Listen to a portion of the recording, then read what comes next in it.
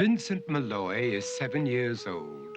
He's always polite and does what he's told.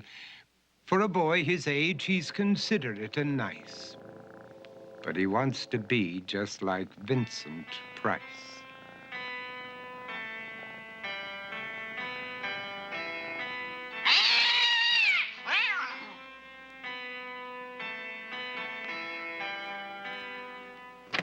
He doesn't mind living with his sister, dog, and cats, though he'd rather share a home with spiders and bats.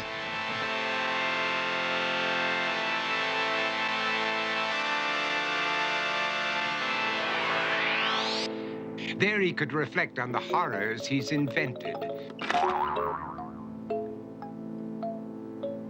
and wander dark hallways alone and tormented.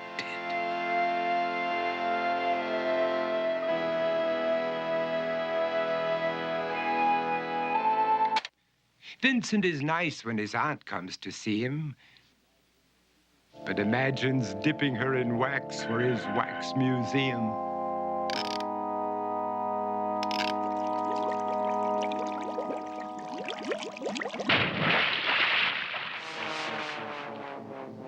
He likes to experiment on his dog, Abercrombie, in the hopes of creating a horrible zombie.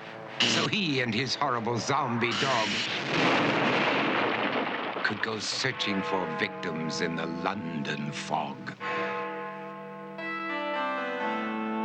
His thoughts, though, aren't only of ghoulish crime. He likes to paint and read to pass some of the time. While other kids read books like Go, Jane, Go, Vincent's favorite author is Edgar Allan Poe. One night, while reading a gruesome tale, he read a passage that made him turn pale. Such horrible news he could not survive, for his beautiful wife had been buried alive. He dug out her grave to make sure she was dead, unaware that her grave was his mother's flower bed.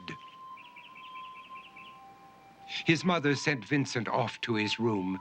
He knew he'd been banished to the Tower of Doom, where he was sentenced to spend the rest of his life alone with the portrait of his beautiful wife. While alone and insane, encased in his tomb, Vincent's mother burst suddenly into the room. She said, "If you want to, you can go out and play. It's sunny outside and a beautiful day."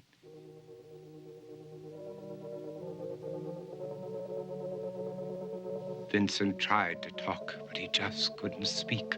The years of isolation had made him quite weak.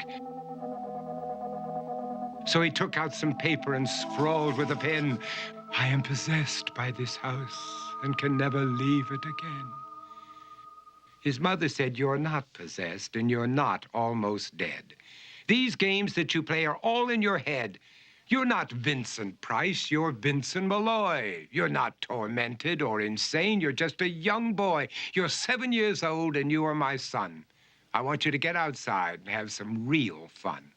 Her anger now spent, she walked out through the hall. And while Vincent backed slowly against the wall, the room started to sway, to shiver and creak. His horrid insanity had reached its peak. He saw Abercrombie, his zombie slave, and heard his wife call from beyond the grave. She spoke from her coffin and made ghoulish demands, while through cracking walls reached skeleton hands. Every horror in his life that had crept through his dreams swept his mad laughter to terrified screams.